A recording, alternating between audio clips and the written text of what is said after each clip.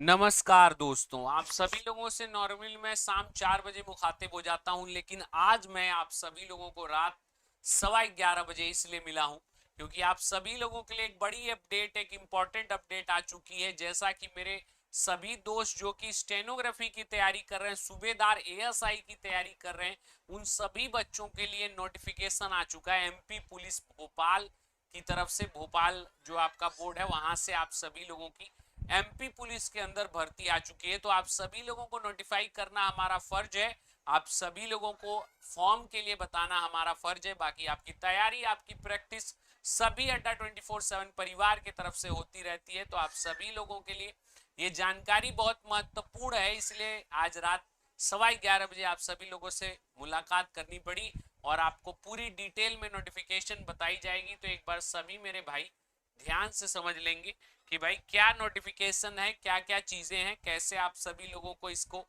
Form को भरना है, कैसे आगे बढ़ना है, इन सभी चीजों के बारे में आपको एक बार डिटेल में जानकारी मिल जाएगी। तो एक बार सभी मेरे दोस्त जल्दी से सेशन में लाइव हो जाएं और सेशन को शेयर भी करते हैं। जो भी दोस्त स्टेनो की तैयारी कर रहे हैं या एएसआई की तैयारी कर रहे हैं, सूबेदार की तैयारी कर रहे हैं, उन सभी बच्चों के लिए जानकारी बहुत इंपॉर्टेंट है।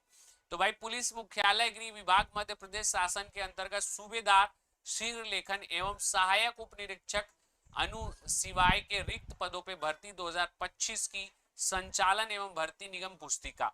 ठीक है, तो ये आप सभी लोगों की जो है इन भर्तियों के ऊपर आपकी जो है चर्चा हम करने वाले हैं। तो सबसे पहले बात कर लेते हैं कि फॉर्म का आवेदन, जो आप फॉर्म का आवेदन करना चालू करोगे वो कब से फॉर्म का आवेदन आप करना स्टार्ट कर सकते हैं।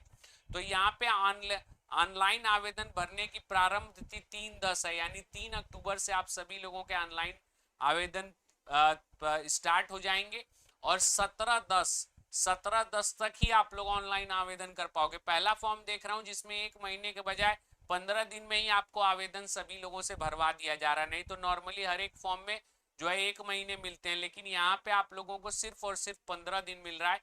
यानी 3 से आपका आवेदन करना स्टार्ट आपको कर देना और 17 तारीख तक सभी को आवेदन कर लेना है। बाकी इसमें संशोधन करने की प्रारंभ तिथि भी 3 से ही स्टार्ट होगी और 22 तक चलेगी। मतलब फॉर्म भरने के 4-5 दिन एक्स्ट्रा तक आप लोग संशोधन कर सकते हैं। ठीक है, परीक्षा दिनांक व दिन तो 10/12/2025, मतलब 10 दिसंबर से आपकी परीक्षा प्रारंभ होने की डेट जो है वो दी गई है। अब इसमें जो फॉर्म का शुल्क होगा वो आपका आरक्षित यानी अनरिजर्व कैटेगरी के लिए 500 होगा, अनुसूचित जनजाति और जाति पिछड़ा वर्ग के लिए 250 होगा और अनारक्षित के लिए जो है 200 होगा और अनुसूचित जनजाति अन्य पिछड़ा वर्ग PEWS के लिए 100 रुपए प्रति प्रश्न पत्र होगा। ठीक है, तो यहाँ पे माध्यम जो है वो ऑनलाइन आप सभी लोगों का होगा। पोर्टल से आपका शुल्क भी लगेगा 60 रुपए, आप सभी लोगों को शुल्क देना पड़ेगा और रजिस्टर्ड सिस्टम यूजर माध्यम से लॉगिन फॉर्म भरने पर पोर्टल शुल्क 20 रुपए है। ठीक है, अनरजिस्टर्ड से भरने पे 60 रुपए शुल्क है और रजिस्टर से भरने पे आपका 20 रुपए शुल्क है। चैट बॉक्स में इस फॉर्म का लिंक लगा हुआ है, तो आप सभी लोग फॉर्म का लिंक ओपन करके और फॉर्म के ऊपर जा सकते हैं और पूरी नोटिफिकेशन आप पढ़ सकते हैं। तो चैट बॉक्स में इसका लिंक लगा दिया गया है। अब इसमें बात कर लेते हैं अभ्यर्थियों की रिपोर्टिंग टाइम, मतलब जो परीक्षा आपकी होगी वो 10/12 से जो परीक्षा आपकी स्टार्ट होने वाली है वो प्रातः 7:30 से 8:30 बजे तक आपकी रिपोर्टिंग टाइम होने वाली है और 9:20 से 9:30 बजे तक 10 मिनट के आपको जो है प्रश्न पत्र पढ़ने के लिए दिया जाएगा और उत्तर अंकित का समय जो है 9:30 से 11:30, मतलब 9:30 से 11:30 2 घंटे का आप सभी लोगों का जो है वो पेपर होगा। और जो दूसरी शिफ्ट का पेपर होगा वो 12:30 से 1:30 होगा। ठीक है, मतलब 2:30 बजे दोपहर से स्टार्ट होगा और 4:30 बजे तक चलेगा। ठीक है, तो यहाँ पे जो आपका जो है ओपनिंग गेट रिपोर्टिंग टाइम 12:30 से 1:30 होगा। ठीक है, तो यहाँ पे आप सभी लोगों को आधार या अपना आधार और फोटो आईडी ये सारी चीजें आप सभी लोगों को लेके जानी है। अब इसमें हम बात करते हैं कि किस तरीके से इस परीक्षा पे चीजें होने वाली हैं, तो इसके बारे में बात करेंगे। तो यहाँ पे आप सभी लोगों की वैकेंसी के बारे में डिटेल दिया गया है कि भाई जो है चयन मंडल भोपाल परीक्षा संचालन समिति 24 से 38, पाठ्यक्रम 39 से 42, ये सभी आपके जो है प्रमाण पत्र के बारे में जानकारी है। ठीक है, और आप सभी लोगों को जो है मध्य प्रदेश पुलिस विभाग सूबेदार के लिए दिनांक 5/2/2025 एवं दिनांक 28/8/2025 द्वारा मध्य प्रदेश पुलिस विभाग द्वारा शीघ्र लेखन एवं पदों की नियुक्ति के लिए इच्छुक पुरुष महिला उम्मीदवारों के लिखित पदों के आवंटन। तो यहाँ पे आपके जो है एक परसेंटेज दिया गया है कि भाई कितने परसेंटेज तक आप सभी लोगों के लिए जो एक्स सर्विसमैन जो हैं वो अनरिजर्व कैटेगरी हैं उन सभी के लिए क्या क्या परसेंटेज सूबेदार में होगा और क्या परसेंटेज आप सभी लोगों का जो है सामान्य शाखा में होगा। ठीक है, तो ये सभी आपके परसेंटेज की प्रक्रिया आप सभी लोग नोटिफिकेशन के द्वारा जो लिंक लगा उसके द्वारा पढ़ सकते हैं। ठीक है, और पूरी ये किस तरीके से आपका जो है पूरा आरक्षण की विधि है वो पूरी आरक्षण की विधि लिखी हुई है। ये जानकारी आप नोटिफिकेशन के माध्यम से लिंक जो दिया गया उसके माध्यम से पढ़ सकते हैं। अब यहाँ पे वेतनमान की बात कर ले तो सूबेदार का जो वेतनमान होगा वो 36,200 से स्टार्ट हो जाएगा और यहाँ पे 1,14,800 तक जाएगा और सहायक उप निरीक्षक का जो वेतनमान होगा वो 19,500 से स्टार्ट हो जाएगा और 62,000 तक आप सभी लोगों का जाएगा। और पदों की भर्ती पे जो पदों संख्याएं हैं उसमें अगर कोई परिवर्तन किया जाता है तो वो आप सभी लोगों को गाइडेंस इन्फॉर्म कर दिया जाएगा। अब बात करते हैं तो सामान्य शाखा विशेष शाखा, ये तो आप सभी लोगों के जो है पदों की भर्ती के ऊपर जानकारी है।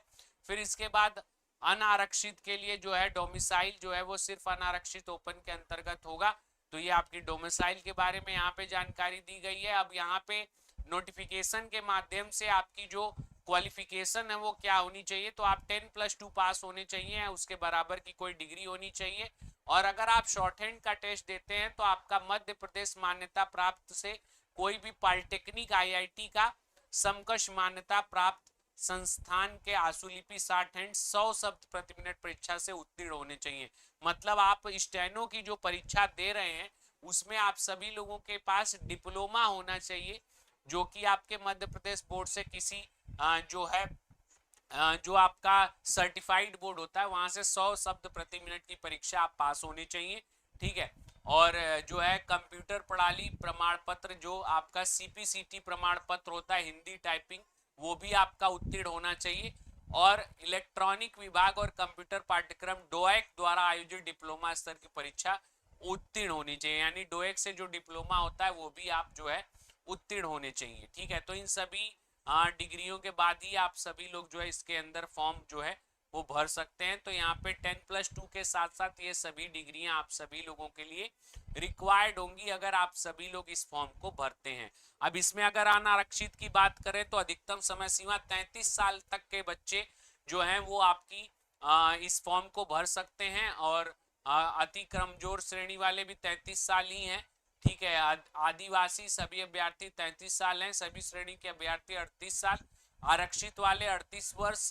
ठीक है, और फिर आपका इसमें जो है अनारक्षित एवं आरक्षित श्रेणी के संस्थान में विवाह हेतु आपका 5 साल बढ़ जाता है तो 43 वर्ष हो जाता है। तो ये आपका जो है अलग अलग नियम जो आपके एज के आधार पे दिए गए हैं वो सारे हैं। फिर अब इसमें जो है परीक्षा की प्रक्रिया क्या होने वाली है, किस तरीके से आप सभी लोगों की परीक्षा होगी, तो यहाँ पे प्रथम चरण जो ऑनलाइन परीक्षा होगी वो एमसीक्यू क्वेश्चन होंगे।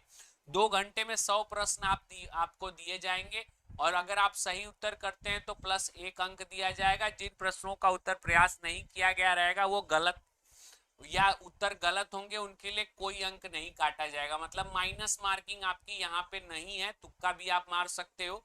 तो यहाँ पे 100 अंक का जो पेपर है वो आपका 100 नंबर का पूरा पेपर होगा, 2 घंटे आपको समय मिलेगा।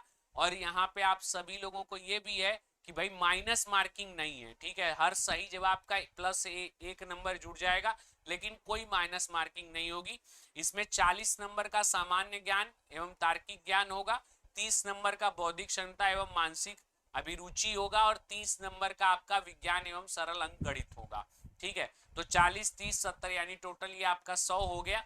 तो यहाँ पे टोटल ये 100 नंबर का आपका पेपर होगा प्रथम चरण में। फिर उसके बाद आपकी कट ऑफ आएगी, कट ऑफ के आधार पे आपका द्वितीय चरण होगा। द्वितीय चरण में आपको फिर जो है अपने शॉर्ट हैंड का टेस्ट देना पड़ेगा जिसमें कि आप सभी लोगों को जो है 30% तक अगर आपकी गलतियां होती हैं तो आपको क्वालिफाई माना जाएगा और 30% से अधिक गलतियां होती हैं तो डिसक्वालीफाई माना जाएगा। अब फिर उसके बाद आप सभी लोगों का जो है शारीरिक यानी फिजिकल मापदंड है जिसमें कि आप सभी लोगों का पुरुष वर्ग में जो है ऊंचाई 162 सेंटीमीटर होनी चाहिए और महिला की 152 सेंटीमीटर होनी चाहिए। सहायक उपनिरीक्षक में भी 162 सेंटीमीटर और महिला की 152 सेंटीमीटर। छाती जो होगा वो सिर्फ पुरुष वर्ग के लिए मानी जाएगी, महिला वर्ग के लिए नहीं मानी जाएगी। फिर इसमें दृष्टि के ऊपर है 6/9 से कम होनी, तो दूसरी आंख की दृष्टि तीव्रता बिना चश्मे के 6/12 से कम नहीं होनी चाहिए। तो ये आपका पूरा फिजिकल मापदंड दिया गया है कि भाई परीक्षा पास करने के बाद ये सभी फिजिकल मापदंड जो है वो आप सभी लोगों को फॉलो करने हैं। तो ये सारी चीजें आप डिटेल में नोटिफिकेशन का जो लिंक लगा हुआ है चैट बॉक्स में उससे पढ़ सकते हैं। बाकी नोटिफिकेशन के आधार पे मैंने आप सभी लोगों को ये बता दिया कि भैया यहाँ पे आप सभी लोगों की परीक्षा किस तरीके से होगी, कितने चरण में ये परीक्षा होगी और कौन कौन सा आपका जो है आप सभी लोगों को कौन से सब्जेक्ट की प्रिपरेशन करनी होगी, कब आपका फॉर्म भरना स्टार्ट होगा, कब तक आप सभी लोग फॉर्म को अप्लाई कर सकते हैं और क्या क्या डिग्रियां हो चाहिए होंगी इस परीक्षा के लिए। तो ये सभी जानकारी आप सभी लोगों को जो है एमपी पुलिस में जो वैकेंसी आई है सूबेदार और जो स्टेनोग्राफर और जो है एएसआई की, उस सभी से रिलेटेड ये पूरी जानकारी थी। तो आप सभी लोग इस जानकारी को ध्यान से समझ लीजिएगा, पढ़ लीजिएगा। नोटिफिकेशन आपके चैट बॉक्स में नोटिफिकेशन का लिंक लगा है, वहां से डायरेक्ट आप नोटिफिकेशन ओपन करके सारी जानकारी जान सकते हैं। बाकी आप सभी लोगों को मैंने डिटेल में इसके बारे में चीजें बता दी हैं। तो सभी दोस्त जो कि जिन्होंने सेशन को देखा, एक बार सेशन ध्यान से समझिएगा, देखिएगा और अच्छा लगे तो सेशन को शेयर और लाइक जरूर करिएगा। साथ ही साथ हमारे साथ बने रहने के लिए चैनल को एक बार जरूर सब्सक्राइब कर दीजिएगा ताकि इसी तरीके की महत्वपूर्ण और इंपॉर्टेंट इंफॉर्मेशन सबसे पहले सबसे जल्दी आप सभी लोगों को मिलते रहें और आपकी प्रिपरेशन ऐसे ही चलती रहे। बाकी शॉर्ट हैंड की तैयारी करने के लिए आप डेली शाम 4 बजे हमारे साथ जुड़ सकते हैं, जिसमें मैं आपको पूरी बेसिक से शॉर्ट हैंड और एडवांस लेवल तक की शॉर्ट हैंड पूरी पढ़ाऊंगा। तो सभी को ये जानकारी सही से समझ लेनी चाहिए और परीक्षा के लिए तैयार हो जाना चाहिए, फॉर्म भरने के लिए तैयार हो जाना चाहिए। बाकी सारी डिटेल आप सभी लोगों को यहाँ पे फॉर्म के माध्यम से मैंने बता दी है। बहुत बहुत धन्यवाद। मिलेंगे अगले सेशन में अगली बातों के साथ। तब तक आप सभी अपना ध्यान रखें।